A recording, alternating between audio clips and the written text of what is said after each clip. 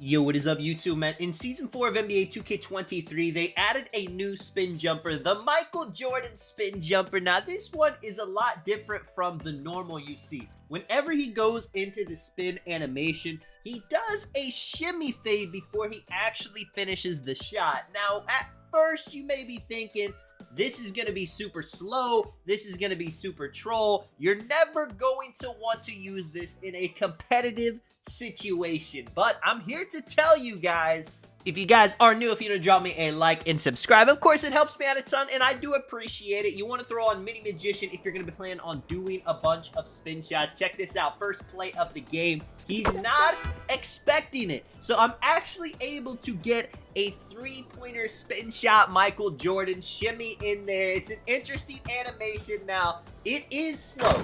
If you are somebody that is looking for a fast spin jumper to get off quite a bit, this one is not for you. I mean, let's just say it right off the bat. But I would say 99.5% of players I play against never use a spin jumper. If that is you and you want to add an interesting animation to your game that can catch people off guard, that can get you, 2 to 4 points a game, maybe get you a 3 whenever you need it, just something you can pull out, just once or twice a game to throw the defense off balance. This could be a great animation for you. You see, I started off the game with the spin jumper. I haven't done one since. He's going to be expecting it. There are times where you should. Check this out too, man. I end up picking up the dribble, but I'm not giving up on the play, trying to jab, fake pass, just trying to get a little bit of space, go to the post fade. I've said it a million times. If you are somebody that can utilize the post hops, the post fades, not just as a post scorer. I mean, I'm on a guard with mid-range. That's it. Everybody is a guard with mid-range for the most part. Right there, too. I'm showing you guys the ugly.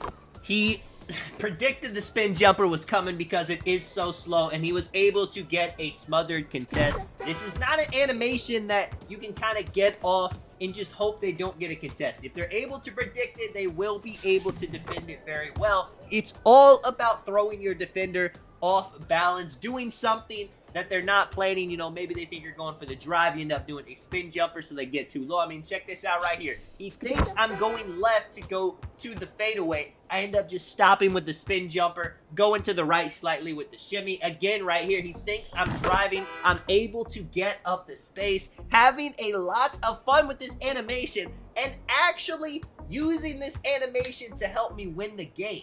Now, again, this is not the best way to win. Being cheesy, just running to the right, stopping, running to the right again, going for the quick drops. You guys know what helps you win if you're trying to win at the most efficient rate. But if you're trying to win a different way, if you're trying to win a more fun way, this spin jumper can help you do that. My overall thoughts on the Michael Jordan spin jumper: is it one of the best in the game? Absolutely not. I've made videos on the best spin jumpers if you guys want to check that out. Is it usable though? Yes, it is a usable animation, especially if you're just going to do a spin jumper once or twice a game. It's not going to hurt to have this on. You'll probably catch your opponent off guard like I do right there, and you'll able to get a couple buckets out of it. If you guys did make it this far in the video, put spin in the comments. You're going to see, I mean, right there, how do you let yourself get hit with a spin jumper like that? A little bit of a clamp breaker animation, and I end up going with the fundamental acrobatic layup. Video coming on that soon.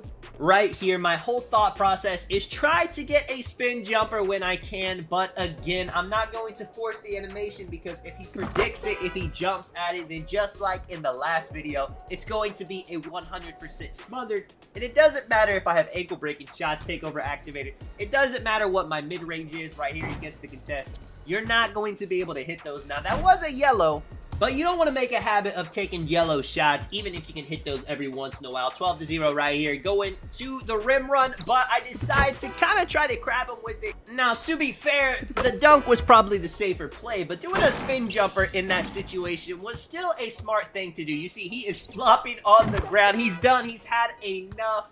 Get him out of here. I got one more gameplay for you guys to end the video. I will say another cool thing about this animation too, when you're not playing the ones, is if you do end up doing it, you can always pass out of it. You can have somebody cut whenever they see you going for the animation. You can actually throw a lob out of it. There's a lot of things like that you could do. Also, pretty high level, pretty good GOAT tiering for this guy.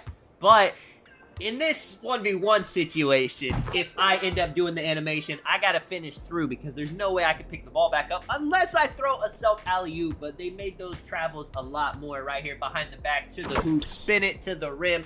You guys didn't know too, your spin dunk, spin layups are not affected. Right there too, man. Just having some fun acrobating the layup. But your spin dunks and spin layups are not affected by your spin jumper. I know a lot of people have asked that. If you try to do a spin jumper while driving too close to the paint, it is going to give you a dunk again right there. At the free throw line is my favorite spot to do these spin jumpers. He got a little bit of a contest, but I'm able to green it anyway. I got the ankle breaking shots takeover activated, so it is giving me a boost every time I take a spin jumper. If you guys didn't know, that is what that takeover does as well. Other than just helping you break your opponent. Two of them back to back. Little step back right here. He decides that he's finally going to play up on my weird play style. This man ends up just doing a circle on me and then hitting a contested layup right here. Going to the hoop. He is playing high on everything now. So the smart decision would be to take my dunks when the dunks present themselves right here. He's playing a little bit more back now. I do a spin to the left, little spin shot, break him.